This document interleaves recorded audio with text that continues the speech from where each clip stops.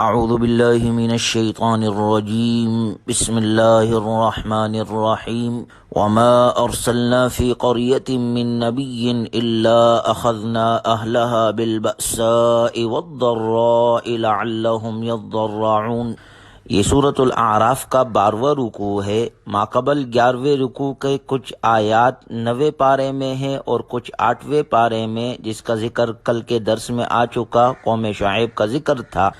12ویں رکوع آیت نمبر 94 میں اللہ تبارک و تعالی کا ارشاد مبارک ہے، اور ہم نے جس کسی بستی میں کوئی پیغمبر بھیجا جسے جھٹلایا گیا تو ہم نے وہاں کے رہنے والوں کو شدت اور تکلیف میں مبتلا کر دیا تاکہ وہ عاجزی اختیار کرتے ہوئے ایمان لے آئے۔ یہ قانون الہی ہے، جب کسی قوم کے پاس اللہ کے نبی پیغام لے کر آئے اور قوم نے انہیں جھٹلا دیا تو انہیں عذاب دینے میں جلدی نہیں کی گئی، بلکہ انہیں مہلت دی گئی اور انہیں مختلف احوال اور آزمائشوں میں ڈالا گیا تاکہ وہ راہ راست پر آ جائے، ان کے دل کچھ نرم پڑے، کیونکہ بہت سے لوگ ایسے حالات میں اللہ کی طرف رجوع کرتے ہیں اور تنگی اور تکلیف میں بعض اوقات حق بات کو قبول کرنے کی صلاحیت زیادہ پیدا ہو جاتی ہے۔ ثم بدلنا مكان السيئة الحسنة حتى عفوا وقالوا قد مس آباءنا الضراء والسراء فأخذناهم بغتة وهم لا يشعرون۔ اللہ کا ارشاد ہے، اس کے بعد ہم نے ان کی بدحالی کو خوشحالی میں بدل دیا، چنانچہ وہ خوب ترقی کر گئے اور کہنے لگے کہ اچھے اور برے دن تو ہمارے آباء و اجداد پر بھی آتے رہے ہیں، پھر ہم نے انہیں اچانک پکڑ لیا اور انہیں اس کا گمان بھی نہ تھا۔ وَلَوْ أَنَّ أَهْلَ الْقُرَىٰ آمَنُوا وَاتَّقَوْا لَفَتَحْنَا عَلَيْهِمْ بَرَكَاتٍ مِّنَ السَّمَاءِ وَالْأَرْضِ۔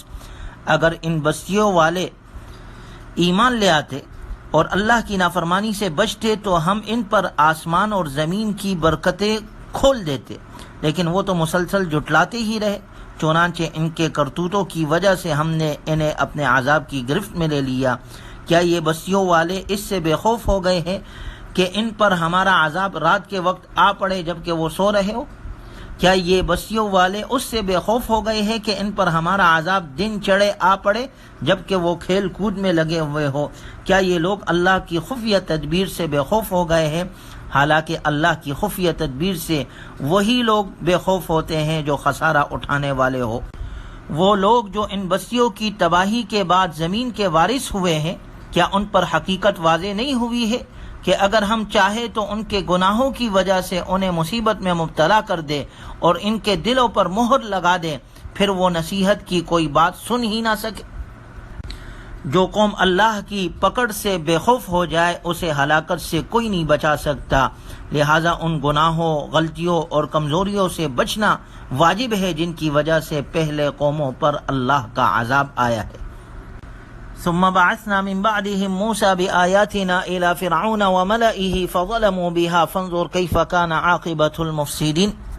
پھر ان انبیاء اکرام علیہم الصلاۃ والسلام جو ماقبل میں ذکر گزرا، حضرت نوح، حضرت ہود، سمود، لوط، شعیب علیہم الصلاۃ والسلام، ان انبیاء اکرام علیہم الصلاۃ والسلام کے بعد اللہ فرماتے ہیں ہم نے موسیٰ علیہ الصلاۃ والسلام کو اپنے معجزات دے کر فرعون اور اس کے سرداروں کے پاس بھیجا، مگر انہوں نے اس کا انکار کیا۔ وقال موسیٰ یا فرعون انی رسول من رب العالمین، اور موسیٰ علیہ الصلاۃ والسلام نے کہا اے فرعون، میں یقیناً جہاں کے پروردگار کی طرف سے رسول بن کر آیا ہوں، میں اس پر قائم ہوں کہ اللہ سے متعلق صرف وہی بات کہوں جو سچی ہو، میں تمہارے پاس تمہاری رب کی طرف سے واضح دلائل لے کر آیا ہوں، لہذا بنی اسرائیل کو میرے ساتھ جانے دو۔ فرعون بولا قال ان کنت جئت بآیت فأتی بها ان کنت من الصادقین، اگر تم کوئی نشانی لے کر آئے ہو تو اسے پیش کرو اگر تم اپنے دعوے میں واقعی سچے ہو۔ فألقى عصاه فإذا هي ثعبان مبین، چنانچہ موسیٰ علیہ الصلاۃ والسلام نے اپنا عصا ڈال دیا تو وہ فوراً واضح اژدہا بن گیا، اور اپنا ہاتھ گریوان سے باہر نکالا تو وہ دیکھنے والوں کو چمکتا ہوا دکھائی دیا۔ قال الملأ من قوم فرعون ان هذا لساحر علیم، قوم فرعون کے سرداروں نے یہ منظر دیکھا تو بول اٹھے کہ یہ شخص تو بڑا ماہر جادوگر ہے، اس کا ارادہ یہ ہے کہ تمہیں تمہارے ملک سے نکال دے، اب بتاؤ تمہاری کیا رائے ہے؟ سرداروں نے کہا کہ اسے اور اس کے بھائی کو مہلت دو اور ملک بھر میں جہاں جادوگر ہے ان کو جمع کیا جائے۔ چنانچہ جادوگر فرعون کے پاس آ گئے اور اسے کہنے لگے اگر ہم غالب آ گئے تو ہمیں کوئی انعام بھی ملے گا؟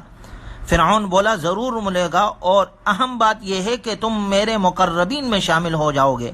جب سارے جادوگر میدان میں آئے تو وہ بولے اے موسیٰ، کیا آپ پہلے لاٹھی ڈالیں گے یا ہم پہلے ڈالیں؟ موسیٰ علیہ السلام نے کہا تم ہی پہلے ڈالو۔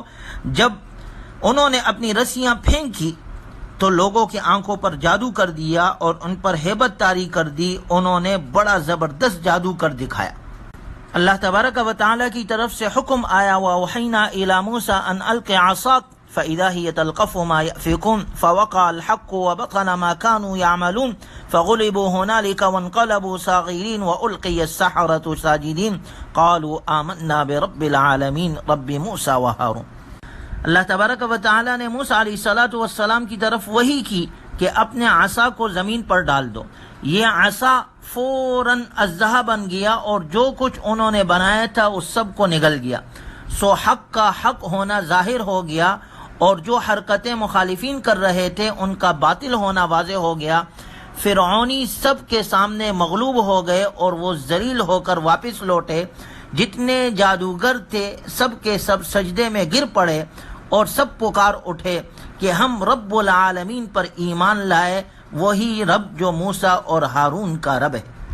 یعنی موسیٰ علیہ السلام کا یہ معجزہ دیکھ کر وہ جادوگر سب کے سب ایمان لے آئے۔ انہیں پتہ چل گیا کہ یہ جادو نہیں ہے بلکہ یہ تو نبی کا معجزہ ہے، اور ان کے دل پر ایسا اثر ہوا سب سجدے میں پڑ گئے اور ایمان لے آئے۔ قال فرعون آمنتم به قبل ان آذن لكم، فرعون نے کہا کیا تم میری اجازت کے بغیر ایمان لے آئے ہو؟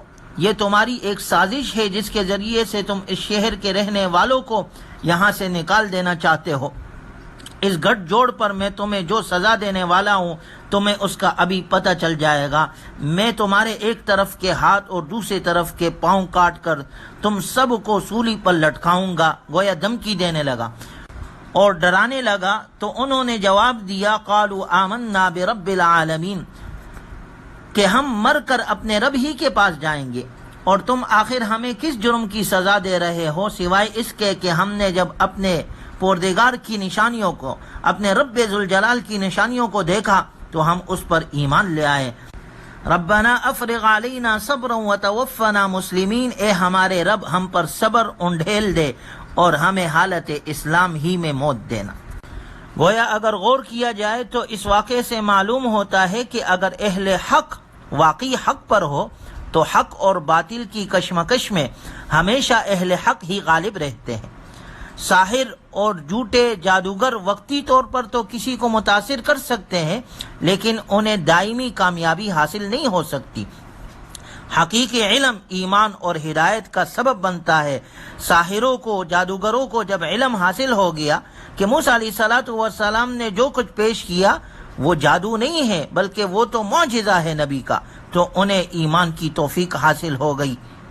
اور یہ بھی اللہ کی قدرت کا عجیب معاملہ ہے کہ یہ جادوگر صبح کے وقت کافر تھے اور اس دن کے سورج غروب ہونے سے پہلے نہ صرف مسلمان ہو گئے بلکہ شہادت کے مرتبے پر فائز ہو گئے۔ جس طرح موسیٰ علیہ السلام نے اپنے معجزے دکھائے تو فرعون نے اور اس کے سرداروں نے کہا کہ یہ اس کے ذریعے سے تمہیں اپنے ملک سے نکالنا چاہتا ہے۔